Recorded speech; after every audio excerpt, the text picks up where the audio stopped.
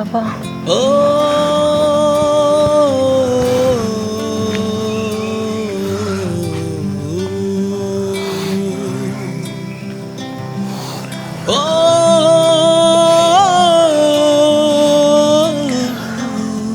বাবা এবার আমার বিদায়ের পালা।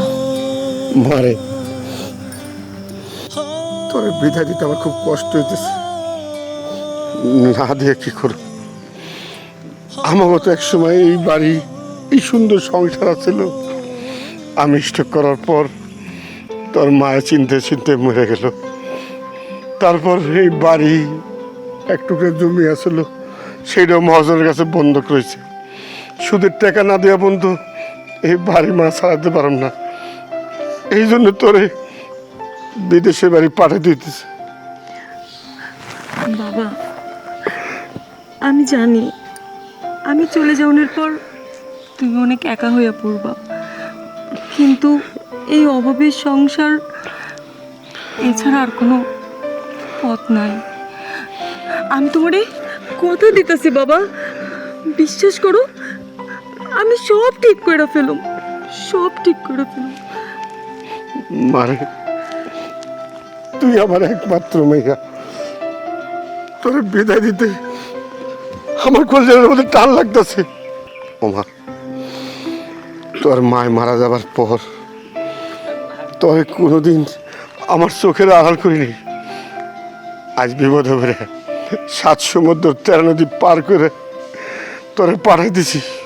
ওমা তুই ভালো থাকিস, সুস্থ হয়ে আমার বুকে ফিরে আসিস। বাবা রাফির পড়াশোনা, আমাদের এই ভাঙা ঘর ঠিক করানোর জন্য অনেক টাকা লাগবে।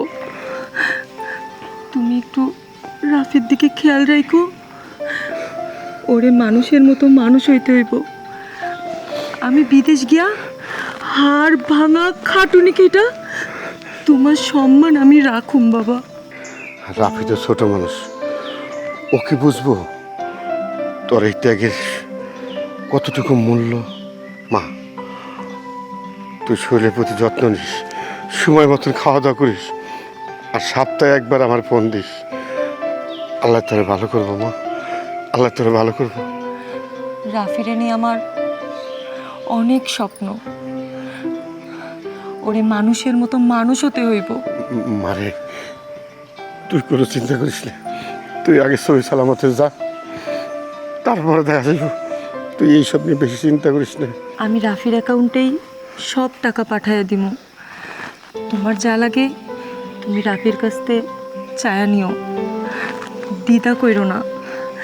আমাদের সুদিন খুব কাছে, আমার উপর একটু ভরসা রাখো। মারে টাকা পয়সা বড় জিনিস না, তুই ভালো থাকলেই আমি ভালো থাকুম। তুই তো আমার একমাত্র ভালো থাকার শক্তি। ওমা আবার মনে করতেছে কি জানোস, আমার শরীর থেকে একটা অংশ ছিঁড়ে যাইতেছে। মা আমার তোরে ভালো রাখুক মা। বাবা তুমি এভাবে কান্না কইরো না, তুমি কান্না কইলে আমি তো পা বাড়াইতে পারুম না। আমার তো যাইতে হইব বাবা, আমাদের ভালো থাকুনের জন্য আমাদের যাইতে হইব। রাফি ভাই বাবার দিকে খেয়াল রাখিস। আব্বা দেরি হয়ে যেতেছে, আপারে ছেড়ে দাও। আপা চলেন।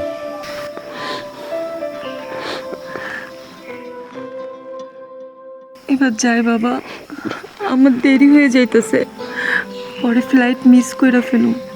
যা মা,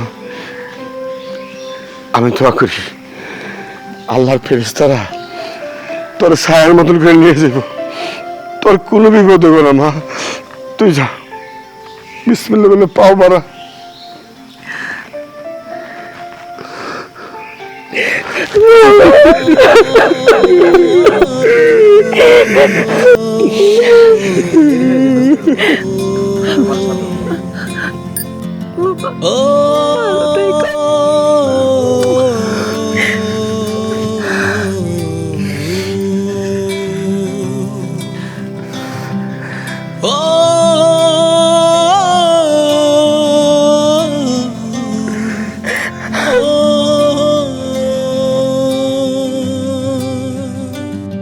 তুমি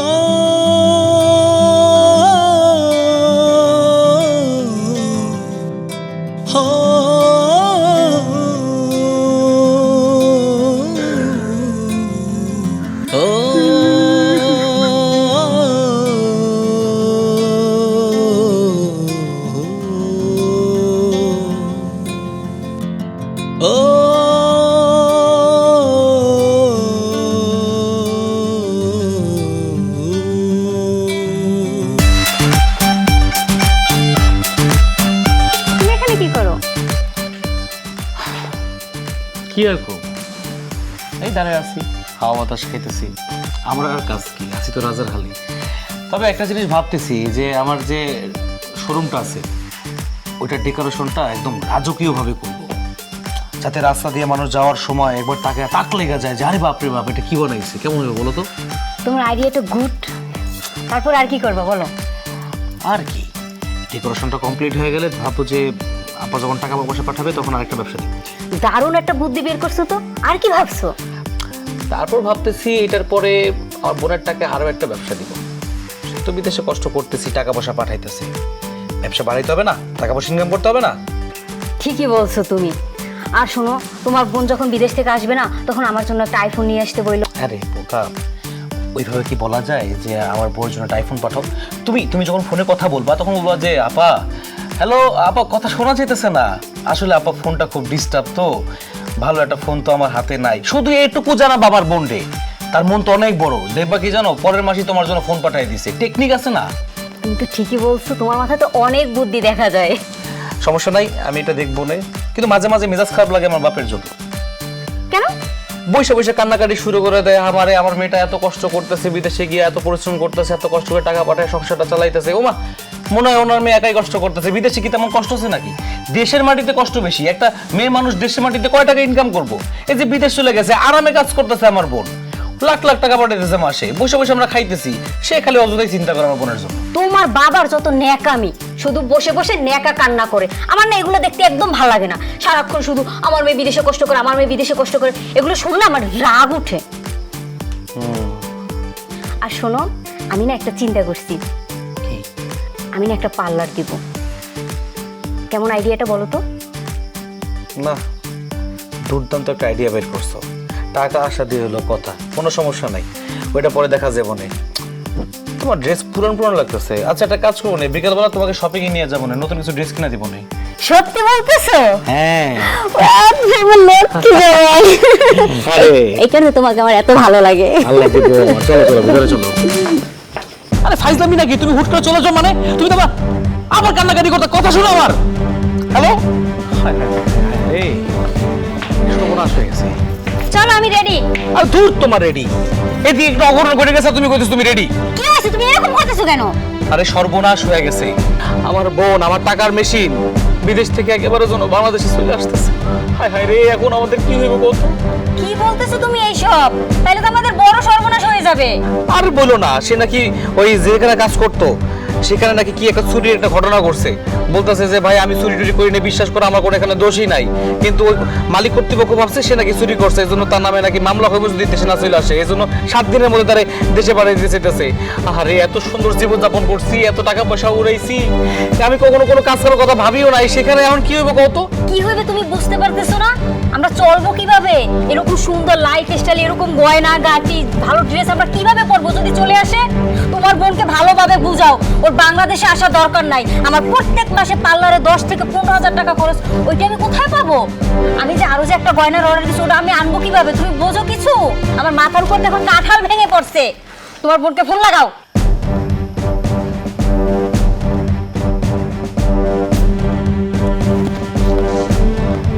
হ্যালো আপা, শোনেন, আপনার বলেছি কি, আপনি একটা কাজ করেন, আপনি চেষ্টা করেন। বিদেশে তো অনেক কাজ থাকে, তাই না? অনেক মানুষ তো চুরি করে বিদেশে যায়, বিদেশে যাওয়ার পরে অন্য কাজ ম্যানেজ করে নেয়। আপনি একটা কাজ করেন, আপনার দেশে আসার দরকার নাই। আপনি কিছুদিন লুকায় থাকেন, লুকায় থাকার পরে অন্য একটা কাজ করেন। দরকার পড়লে রেস্টুরেন্টে খোঁজ লাগান। রেস্টুরেন্টে অনেক সময় ওয়েটার লাগে না।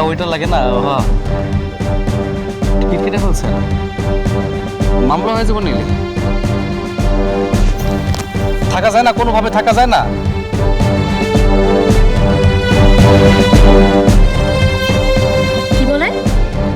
আসতে হবে। সে যদি 7 দিনের মধ্যে বাংলাদেশে না আসে তার নামে নাকি আবার মামলা হবে। তোমার বোন বিদেশ থেকে এসে যে বলবে যে আমি যে ব্যাংকে হাজার হাজার লাখ লাখ টাকা পাঠাইছি, এইগুলোর হিসাব চাবে, আমরা বাড়ি করছি, সম্পত্তি করছি, এইগুলোর হিসাব চাবে। শোনো, এইগুলো কিন্তু আমি দিতে পারবো না। ও যদি বাংলাদেশে আসে ওর আমি কাজের মহিলার মতো খাটাবো। বিদেশেও খাটছে, বাংলাদেশেও খাটবে। আমি পায়ের উপর পা তুলে খাবো, তোমার কিন্তু শেষ কথা বলে দিলাম। আরে আল্লাহ, এদিকে আমার বাপ ওই দিন দেখি যে মোনাজাত ধরে বলতেছে আল্লাহর কাছে যে আল্লাহ আমার মায়ের যদি বাংলাদেশে আসে একটা বিয়ে টিয়ে দিয়ে দিব। আমি চিন্তা করতেছি আরেকটা, যদি আমার বোন চলে আসে, আপনার যদি বিয়ের কথা বলে তখন তো সর্বনাশ, টাকা পয়সা সব শেষ, হাত থেকে সব কিছু শেষ হয়ে যাবে। তুমি যা খুশি করো, তোমার ব্যাপার। স্বর্ণ গহনা যেগুলো ছড়াই ছিটে আছে, এতদিন তো কেউ দেখার মতো ছিল না, কেউ দেখেও নাই। আপা যদি আসে তার কি মিথ্যা বলতে পারবা? পারবা না। চলো ওগুলা গোছাও, ওগুলা বেচা দেখি ব্যবসা প্রতিষ্ঠানে কাজে লাগাবো। তাহলে তাই করো, চলো তুমি। আরে আমার টাকার বেশি রে আল্লাহ।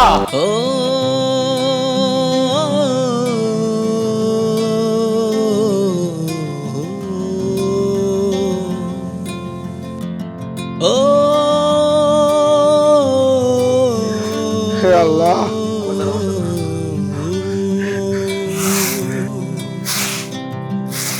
হায় রে, এই বয়সে এই কাম কি আমার ছাদে? হায় রে পুরা, বিয়ে করে বই না ঘরের মধ্যে থাকে, আর বুড়ে বয়সে এই কামগুলো করা, আল্লাহ দেখবো, সব দেখতেছে, আমি কিছু দেখি আল্লাহ। বাবা, বাবা, ও তুই কেমনি কি হুট করে কিছু না করে চলে এলি? কি হয়েছে মা? আরে আপনি কি কইব? তোমার মাইয়া চুরি করছে, চুরি কইরা ধরা পড়ছে, তারপর ওইখান থেকে লাথি মেরে দেশে পাঠাই দিছে। না না, আমার মেয়ে চুরি করতে পারে না, আমার মেয়ে চুরি করতে পারে না। আমি আমার মেয়ের ভালো গেছি না। মা, সত্য কথা তো কি? তার আগে রাফিক তুই আমারে বল, আমার আব্বা কেন ঝাড়ু দিতেছে? বল, কেন আমি প্রতি মাসে তোর অ্যাকাউন্টে লাখ লাখ টাকা পাঠাইছি, আমার বাপ কেন ঝাড়ু দিবে?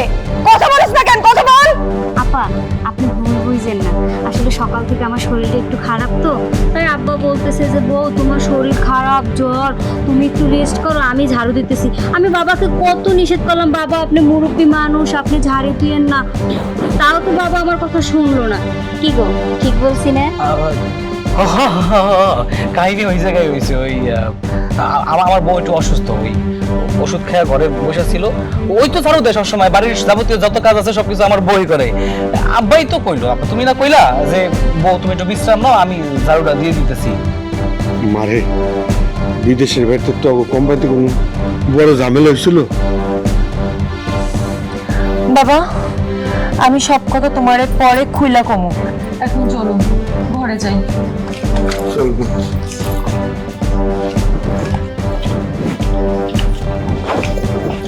এখন কি হবে? তোমার বোন তো সবকিছু ঘরে যাই তোমার বাবারে বলে দেবে, তুমি এখন কি করবা? ঝামেলা একটা পাকবো সেটা তো আমি বুঝতেই পারছি। তুমি কোনো চিন্তা করো না, আমি দেখতেছি কি করা যায়, নজরে রেখো। আমি তো নজরে সব সময় রাখবো, তুমি কি মনে করছো?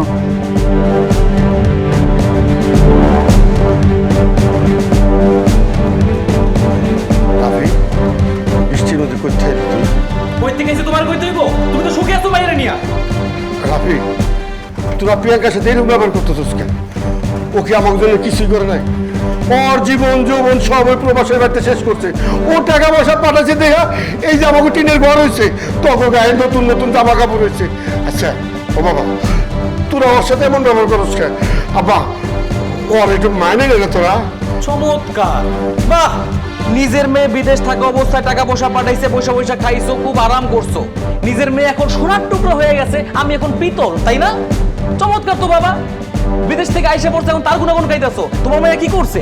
তোমার মেয়ে বসে বসে শুধু ব্যাংকে টাকা পাঠাইছে। এই যে বাড়ি ঘর যে করছি, আমি কষ্ট করে করছি। দালান করে এমনি এমনি হয় নাই, আমি কষ্ট করছি, মাথার ঘাম আমি ভাই বেলাইছি, সংসারটা আমি সামলাইছি, কষ্টটা আমার বেশি হয়েছে, বুঝছো? আমরা শুনছো, আলমারি থেকে আমার গয়নাগুলো খুঁজে পাচ্ছি না। আমার মনে হয় এই বুইড়াটাই আমার গয়নাগুলো সরাইছে প্রিয়াঙ্কাকে টাকা দেওয়ার জন্য। আমি হলফ করে বলতে পারি। এই মামা, আমি তো তোমার নিজের মেয়ের মধ্যে দেখছি, প্রিয়াঙ্কার আর তোমার কি আমি দুই চোখে দেখছি, একসঙ্গে দেখছি। এই বুড়া বয়সে তুমি আবার চোরের অপমান দিও না। আমি কেন চুরি করবো? আমার মেয়ের জন্য তোমাকে কোনো কিছু চুরি করতে হইব না। আর এখন যদি আমার চোরের অপরাধ দেওয়া হোক, আমি তো এই সমাজে বাঁচতে পারব না। মাই সবার নানার কথা কইব না, সে কাছে মুখ দেখাইতে পারব না। ভাবি, তুমি বাবাকে কোন সাহসে চোর বলতে কইতেছো? তুমি ভুলে যেও না এই বাড়ির প্রত্যেকটা ইট বালি সিমেন্ট আমার রক্ত পানি করার টাকাই কেনা। এই বাড়ি যদি চুরি হয়ে থাকে তাহলে তুমি চুরি করছো, অন্য কেউ চুরি করে নাই। আমার বলার কি আছে এই জায়গায়? ও আচ্ছা আচ্ছা আচ্ছা, আমি এইবার বুঝতে পারছি তুমি কেন আমার বউর স্বর্ণ চুরি করছো। তোমার মাইয়া আইছে টাকা পয়সা স্বর্ণ গহনা বেচে দিয়ে আবার বিদেশ পাঠাবা, হ্যাঁ? একা একা থাকবা, চমৎকার। নিজের সুখের কথা চিন্তা করে ফেলছো, তাই না? বাবা, তুমি নিজের পোলার বড় স্বর্ণ গহনা চুরি করতে পারলে একটাবার তোমার লজ্জা লাগলো না? এই বয়সে তুমি চুরি করলা? এই সমস্ত উল্টাপাল্টা নাটক আমার সামনে চলবো না। এই বাড়িতে যতই বলো যে আমার ভাবে চুরি করে না, আমার ভাবি চুরি করছে, অন্য কেউ চুরি করতে আসে নাই। কারণ আমার বাবা এই বাড়িতে থাকে, অন্য কেউ থাকে না। অত কথা বাদ, অনেক সহ্য করছি, আর সহ্য করতে পারুম না। তোমার একটা সাফ সাফ কথা কয়ে দিতেছি, কোন চোরের এই বাড়িতে জায়গা হইব না। আজকে আমার বউয়ের স্বর্ণ গহনা চুরি করছো, কালকে দেখবো যে আমার বউয়ের কোনো জামা কাপড়ই ঘরের ভিতরে নাই, সব চুরি করে বেঁচে লাইছো, নিজের মায়ের স্বার্থ দেখতেছো না। এই যে কিছু আসবাবপত্র কিনছি, এগুলো কয়দিন পর তুমি বেঁচে ফেলবো আমার বাড়িতে না থাকলে। এই রিস্ক আমি নিতে পারুম না। কোন চোর এই বাড়িতে থাকতে পারবো না। সোজা সুজি নিজের মায়ের হলে এই বাড়ি থেকে বাইরে হয়ে যাও, আমি কোনো কথা শুনতে চাইতেছি না। আর শোনো, যদি এই বাড়ি থেকে না বাইর হইছো না, আর ধাক্কা দিয়ে বাড়ি থেকে বাইর করে দেবো, তাতে কিন্তু সম্মান কমবো না, বাড়বো। এটা তুই কি করতেছিস? আমাকে বাচ্চা বাইর করে দিলে আমরা যে কই থাকুম, কি খামু, কি করুম? বাবা থামো, আমি সব বুঝতে পারছি। তোর ঘাট ধাক্কা দিয়ে আমার বাবারে বের করে দিতে হইব না।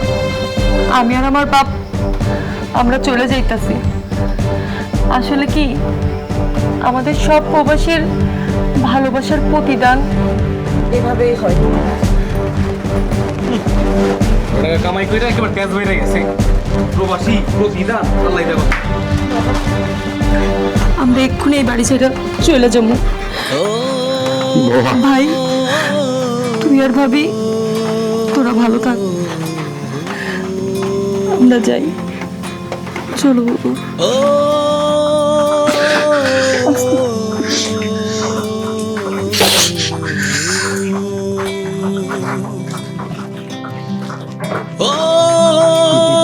কেমন দিলাম? খুব দিছে, একদম উচিত শিক্ষা দিছো।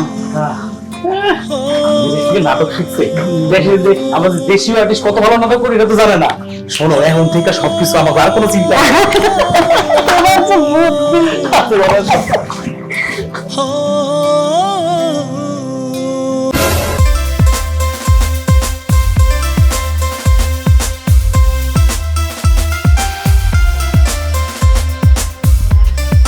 কি ব্যাপার, এখানে মন খারাপ করে দাঁড়াচ্ছ কেন? কি দেখতেছো দিকে?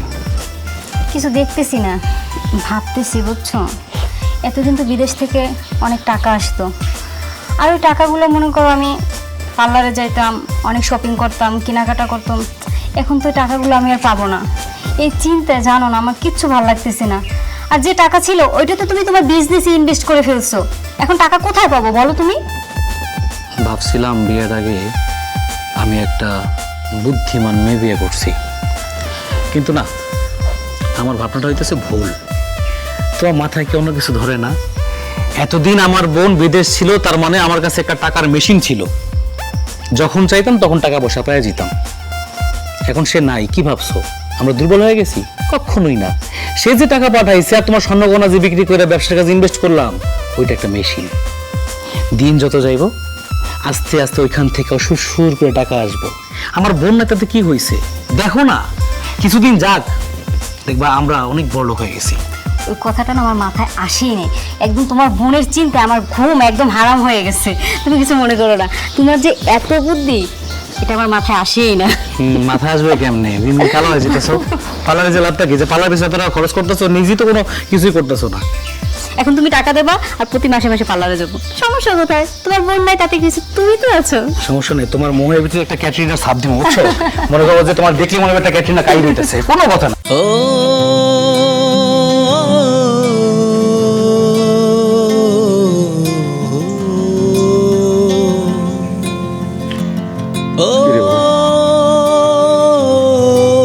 এই জায়গায় বসে কি ভাবতেছস?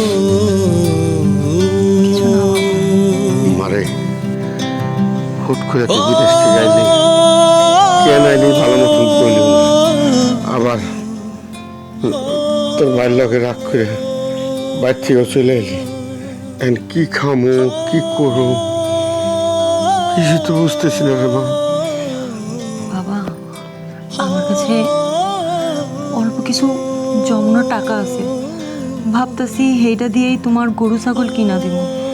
তুমি এগুলোরা পারবা। আর আমার এই যে বান্ধবী মিতা আছে না, হে গার্মেন্টসে জব করে, হের লগে আমার কথা হয়েছে, হের লগে আমি এক লগে গার্মেন্টসে যাবো।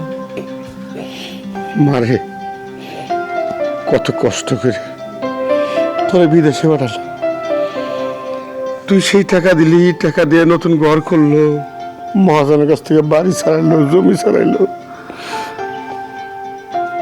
তোর জীবনটা আমি নষ্ট করে ফেলাইছিল মা। তোর মা তোর ছোট হয়ে মরে যাওয়ার পর থেকে এই সংসারে আগলে রাখছিস। অনেক কষ্ট করে তোরে বিদেশে পাঠাইছি, বিদেশে তোর অনেক কষ্ট করছিস, জীবন জীবন সব শেষ করে এই সংসারে টাকা পয়সা দিছস, জমি ছাড়াইছস, বাড়ি ছাড়াইছস, বাইরে ব্যবসা দিছস। আর সেই ভাই তোর মতো প্রবাসীর টাকা পয়সা মায়েরা বাইর থেকে আমাকে বাইরে করে দিল। আমি তোরে গার্মেন্টসে কাম করতে দেবো না, আমি বাজারে যে কুলিগিরি করুন, তবু তোরে গার্মেন্টসে কাজ করে দেবো না। বাবা, তুমি কি কইতেছো? আমি তোমার মেয়ে, আমি তোমার সন্তান, আমি বাইচে থাকতে তুমি কুলিগিরি করবা, এটা আমি করতে দিব না। বাবা, বাবা, আমি গার্মেন্টসে কাজ করবো, আমি পারুম, বিশ্বাস করো বাবা, আমি পারুম। দেখবা আমরা দুজন আবার ভালো থাকুম। আব্বা, কে কি কইলো না করলো, সমাজ কি কইলো না কইলো, সেগুলো জানার আমার কোনো দরকার নাই। সমাজ কি তোমারে খাইতে দিব?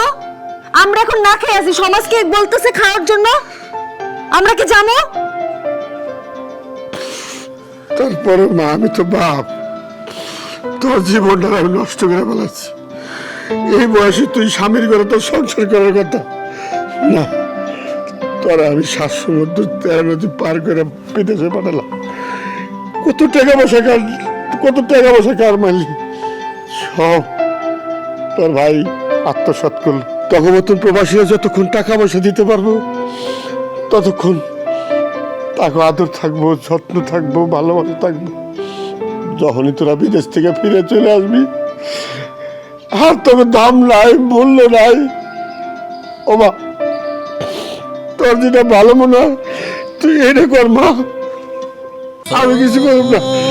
গরু ছাগলের কথা কইছস, আমি পালন করতে পারব, কিন্তু তোর আমি গার্মেন্টসে কাম করতে দেবো না। তোর আমি কুলিগিরি করব মা, তুই ভেবে দেখবো।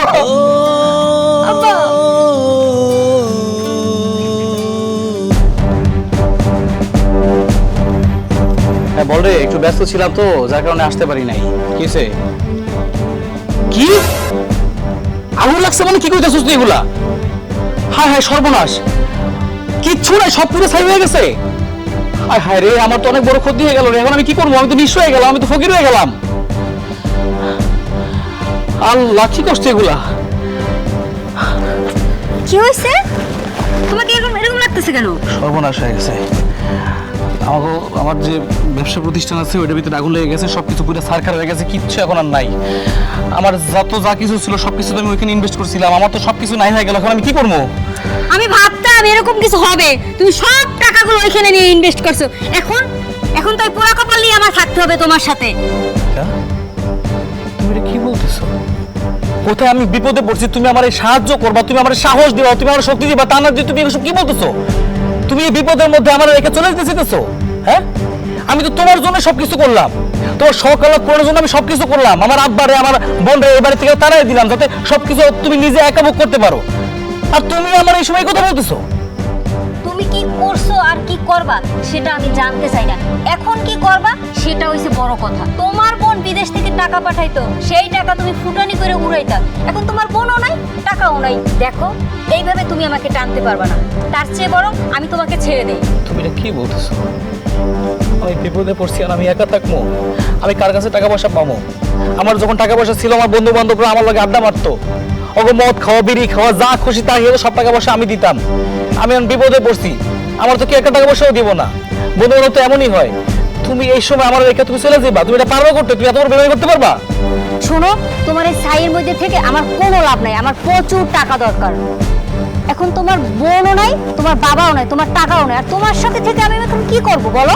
তোমার অবস্থা যদি এরকম দেখতো, আমার বাবা কখনোই তোমার কাছে আমাকে তুলে দিত না, বুঝতে পারছো? বুঝতে পারছি আমি।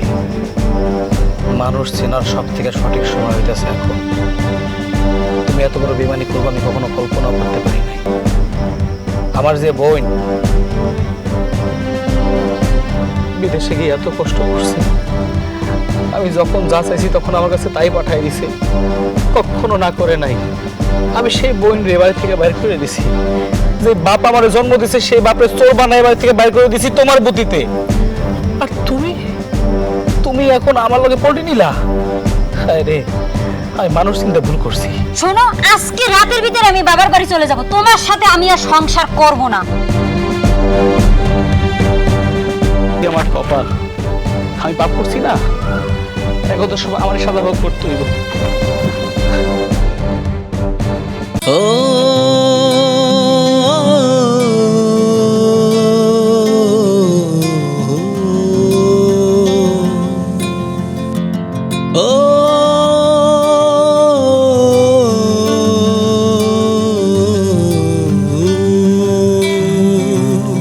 বাবা, কিরে মা, আইসো?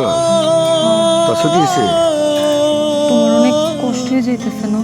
না রে মা, কি কর, এটা ছাগল একটা গরু পালতেছি, আমার দিনটা ভালো যেতেছে। কিন্তু মা, তোর জন্য খুব কষ্ট লাগে। তুই প্রবাসে কষ্ট করে আইসস, এই জায়গায় কষ্ট করতেছস। ও মা, এই দুপুরে যে এই খাবার খেয়েছিলি ঠিক মতো? হ বাবা। বাবা, আমাদের যত কষ্টই হোক না কেন, আমরা কিন্তু ওই বাড়িতে আর ফিরে যাবো না। দেখবা, আমরা দুজন মিলে সব ঠিক করে নিব, আমাদের আর কোনো কষ্ট থাকবো না। ঠিক আছে মা, তুই বাড়িতে যা, গাও গোসল দেখে আমি ও খাওয়ায় নিয়ে আইতেছি। আচ্ছা, আমি বাইর থেকে ভাত বসাইতেছি। আচ্ছা। হায় রে প্রবাসী, প্রবাসীরা সারা জনম বইরা কষ্ট করে গেল, প্রবাসীরা কোনো সুখের মুখ দেখতে পারল না। হ্যাঁ ব্যাপারী সাহেব, ও গাবতুল থেকে বলতেছেন? ও কি 5টা গরু লাগবো? হ্যাঁ, ষাঁড় গরু আছে, দেওয়া যাইব। ছাগলও লাগবো? হ্যাঁ হ্যাঁ, আসেন আসেন, আসেন আসেন, কোনো সমস্যা নাই। খাসি আছে, বড় বড় খাসি আছে। কবে আসবেন? আগামীকালকা? আচ্ছা ঠিক আছে, এই আপনার যেটা যেটা পছন্দ হয় আপনি নিন, আমার লোক আপনি দিয়ে দেবেন, আমিও থাকবো। আচ্ছা আচ্ছা, আসসালামু আলাইকুম। বাবা, কার লগে কথা কইতেছো? মারে, ওই গাবতুলি হাটের ব্যাপারী ফোন দিছিল, তার 5টা ষাঁড় গরু লাগবো আর কয়েকটা খাসি নেব। যাক, আলহামদুলিল্লাহ। আব্বা, আমরা খুব ভালো আছি, কও আমাদের সব সমস্যা ঠিক হয়ে যাইতেছে। আমরা সৎ পথে প্রদান করছি, কষ্ট করছি।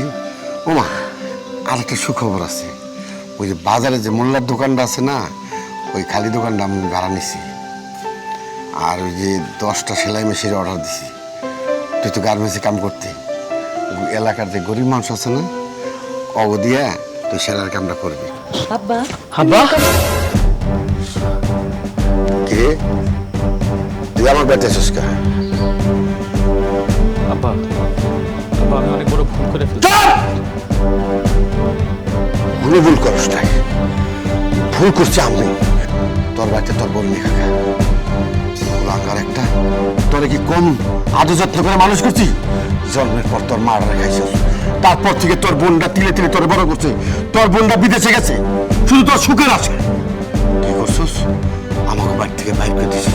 ওই ওই তোর বোর জন্য না, পরের মেয়ের কি দোষ? সব দোষ তো। কে সব ফুরে গেছে, এখন এসেছ? আমরা কোথাও যাবো না, তুই আমার কাছে যা। আমার আপা যে বিদেশ থেকে টাকাগুলো পাঠাইছিল, সেই টাকাগুলো আমি একটা ব্যবসার কাছে কাটাইছিলাম। আমার সব কিছু শেষ, আমার ব্যবসায় প্রতিষ্ঠান পুরা সরকার হয়ে গেছে। আর যখন আমার বউ জানতে পারলো যে আমার কাছে কিছুই নাই, আমার বোনা আমার ঠকাইছে। আমার বউ আমার লগে থাকবো না কইছে, সে তার বাবার বাড়ি চলে যাইব। যার লেগে চুরি করলাম আমি সেই করলো চোর। কিন্তু আব্বা আব্বা আমি তোমার লগে ভুল করছি আব্বা। না, আমরা তোর কোনোদিন আমরা মাফ করবো না। আমার কাছে কোনো আশ্রয় নেই। প্রিয়াঙ্কা, ওরা আমার সামনে থেকে যাইতে পারো। আমি তোমার মিথ্যা অপবাদ দিছি, আমার বাড়িতে তোমার চোর সাব্যস্ত করে বাড়ি থেকে বাইরে করে দিছি। যে বোনটা আমার জন্য এত কষ্ট করছে সেই বোনটার কথা একটাবারের জন্য ভাবি নেই আব্বা। আব্বা ভুল আমি করছি আব্বা, আমার মাফ করে দাও। আমি কিচ্ছু চাই না, আমি আমার সাজানা গোছানো সেই সুন্দর পরিবারটা চাই। ভাই তুই ধ্বংস হস নাই, ধ্বংস তো আমি হয়েছি, আমার সব শেষ। কিন্তু তোর বোন যতদিন বাইচা আছে তোর ধ্বংস হইতে দিব না। আমার না আরো কিছু টাকা জমানো আছে, সেটা দিয়ে ভাই তুই নতুন একটা ব্যবসা দিস। না ভাই, আমার কাছে না, বাবার কাছে যা।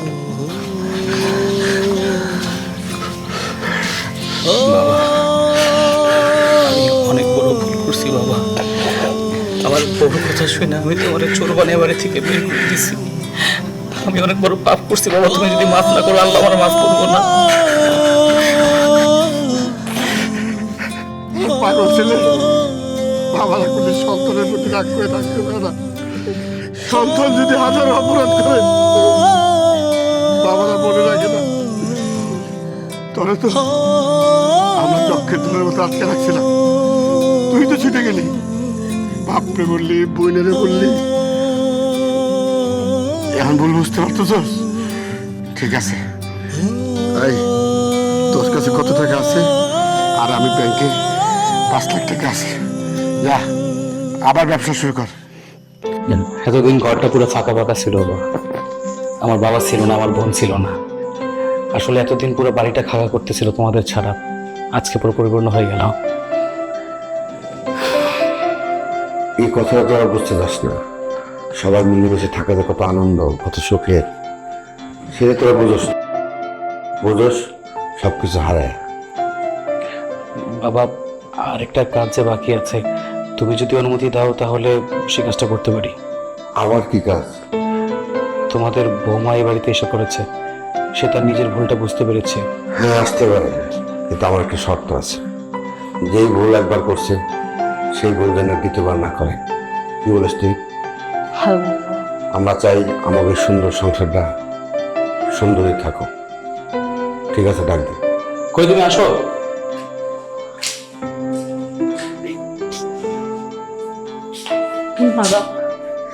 শোনো শোনো বাবা,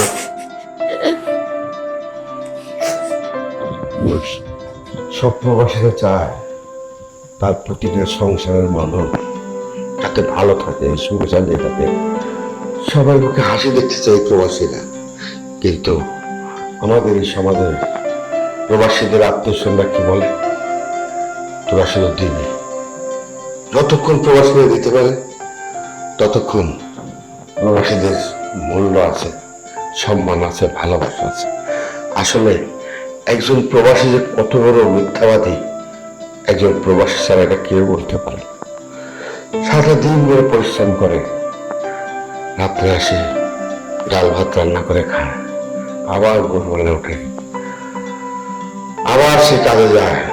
বাচ্চার যদি কেউ ফোন দেয় তাকে বলে, কিরে বাবা খাইছস?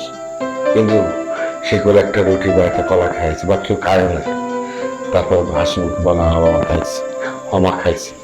কিন্তু আমি সকল প্রবাসী আত্মীয়স্বজনকে বলতে চাই, প্রবাসীরা শুধু টাকার মেশিন না, তারাও মানুষ, তারাও রক্ত করা মানুষ, তাদেরও মন আছে, তারাও চায় প্রতিটা মানুষ, প্রতিটা সংসার সুখে থাকুক।